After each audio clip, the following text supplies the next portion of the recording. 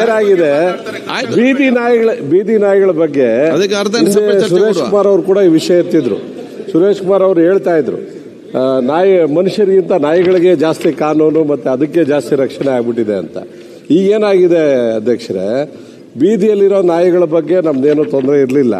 ಆ ಬೀದಿ ನಾಯಿಗಳನ್ನ ಅಪಾರ್ಟ್ಮೆಂಟ್ ಒಳಗಡೆ ಕರ್ಕೊಂಡ್ಬಂದು ಲಿಫ್ಟಲ್ಲಿ ಮೇಲೆ ಹೋಗುವಂಥದ್ದು 20ನೇ ಫ್ಲೋರ್ಗೆ, ಮತ್ತೆ ಅಲ್ಲಿ ಮಕ್ಕಳನ್ನ ಕಚ್ಚುವಂಥದ್ದು, ಪಾರ್ಕಿಂಗಲ್ಲಿ ಆ ನಾಯಿಗಳು ಬಂದು ಮಲಗಿದಾಗ ವೆಹಿಕಲ್ಸ್ ಹತ್ತುವಂಥದ್ದು, ಇವೆಲ್ಲ ಸಮಸ್ಯೆ ಆಗಿದೆ.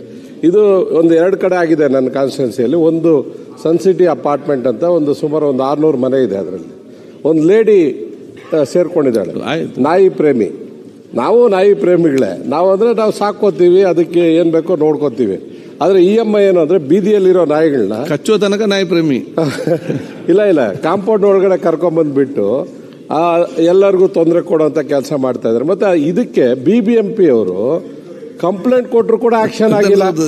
ಏನ್ ಗೊತ್ತಾ ಅಧ್ಯಕ್ಷ, ಇದನ್ನ ಬಿಟ್ರೆ ಹೀಗೆ ನಾಳೆ ಬೆಳಗ್ಗೆ ಇನ್ಯಾರ ಕೋತಿನ ತಗೊಂಡ್ಬಂದ್ ಸಾಕ್ತಾರೆ, ಇನ್ನೊಂದು ಹಸುನ ತಗೊಂಡು ಹೇಳಿ.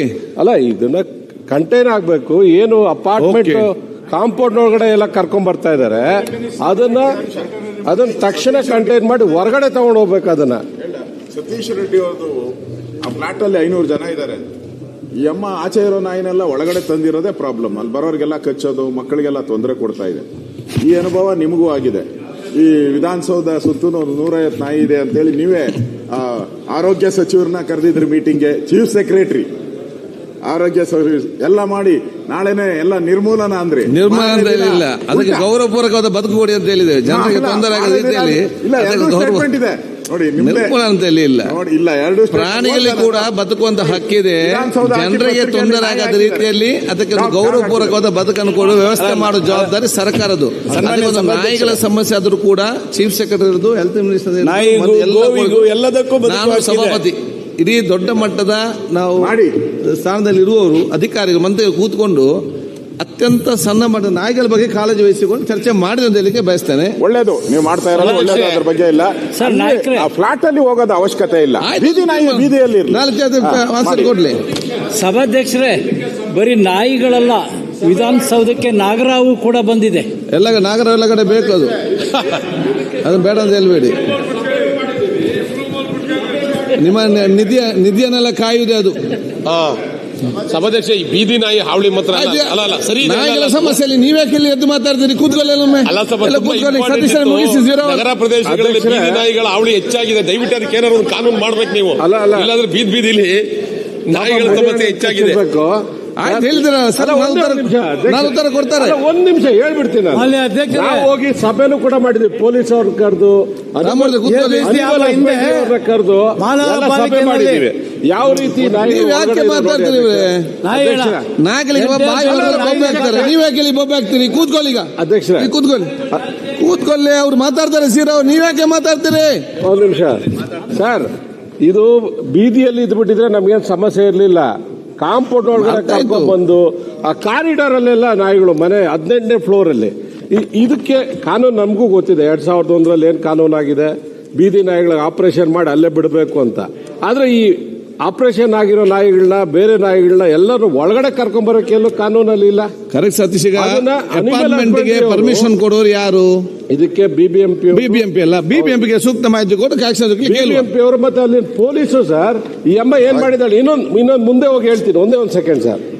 ಇದನ್ನ ಹೋಗಿ ಅಸೋಸಿಯೇಷನ್ ಅವ್ರು ಕಂಪ್ಲೇಂಟ್ ಕೊಟ್ರೆ, ಪಕ್ಕದ ಮನೆಯವರು ಇನ್ನೊಂದು ಲೇಡಿ ಕಂಪ್ಲೇಂಟ್ ಕೊಟ್ಟಿದ್ರೆ, ರೇಪ್ ಕೇಸ್ ಕಂಪ್ಲೇಂಟ್ ಕೊಟ್ಟಿದ್ದಾಳೆ ಸರ್ ಆ ನಾಯಿ ಸಾಕುವಂತವಳು. ಈ ಪ್ರಾಬ್ಲಮ್ ಈ ತರ ಇದೆ. ಒಂದು ಅಪಾರ್ಟ್ಮೆಂಟ್ ಸಮಸ್ಯೆ ಎಲ್ಲ ಕಡೆ ಹಾಗೆ ಆಗ್ತಾ ಇದೆ ಅಧ್ಯಕ್ಷ. ಇದು ಸಣ್ಣದು ಅನ್ಸ್ಬೋದು, ನಮ್ಗೆ ನಗ್ಬೋದು, ಆದ್ರೆ ದಿನನಿತ್ಯ ಅನುಭವಿಸ್ತಾರೆ. ಬೆಳಗ್ಗೆ ವಾಕಿಂಗ್ ಹೋಗೋರ ಇವೆಲ್ಲ ಸಮಸ್ಯೆ ಜಾಸ್ತಿ ಇದೆ ಅಧ್ಯಕ್ಷರೇ. ಬೆಂಗಳೂರಲ್ಲಿ ಇದನ್ನ ಕಂಟೈನ್ ಮಾಡುವಂತದ್ದು, ಮತ್ತೆ ಇದನ್ನ ಎಲ್ಲಾದ್ರೂ ಒಂದತ್ರ ಸಂರಕ್ಷಣೆ ಮಾಡುವಂತ ಜಾಗ ಮಾಡಬೇಕು BBMP. ಅಲ್ಲ, ಇದಕ್ಕೆ 5 ಕೋಟಿ ರೂಪಾಯಿ ಕೂಡ ಬಜೆಟ್ ಅಲ್ಲಿ ದುಡ್ಡು ಕೆಲಸನೇ ಮಾಡೋದಿಲ್ಲ.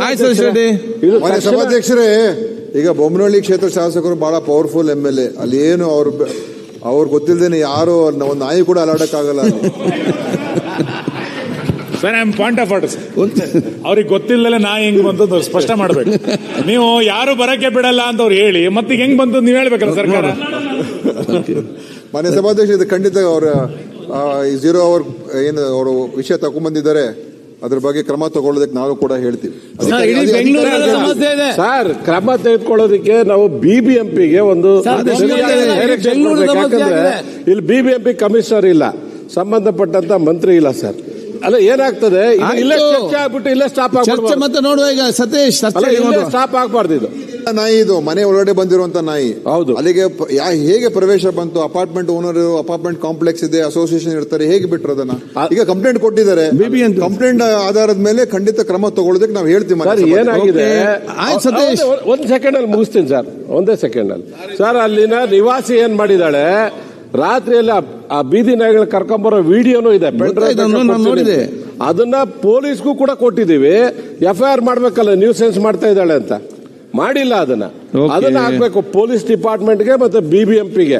ತಕ್ಷಣ ಇದನ್ನ ಇದು ಮಾಡ್ಬೇಕು ಸರ್, ಒಂದು ಡೈರೆಕ್ಷನ್. ಮಾನ್ಯ ಸಭಾಧ್ಯಕ್ಷರ ಒಂದು ಪ್ರಕಟಣೆ, ಒಂದು ಉತ್ತರ ಸರ್. ನಾನೊಂದು ಶೂನ್ಯ ವೇಳೆ ಕೊಟ್ಟಿದ್ದೀನಿ ಸರ್, ಕೊಡ್ತೇನೆ. ಒಂದೇ ನಿಮಿಷ ಮುಗಿಸ್ಬೇಡ. ಕೊಡ್ತೇನೆ, ಒಂದ್ ಸೆಕೆಂಡ್. ಪೊಲೀಸ್ ಆಗಿರ್ಬೋದು, BBMP ಆಗಿರ್ಬೋದು, ಇಬ್ರಿಗೂ ಹೇಳ್ತೀವಿ. ಒಂದು ಪ್ರಕಟಣೆ.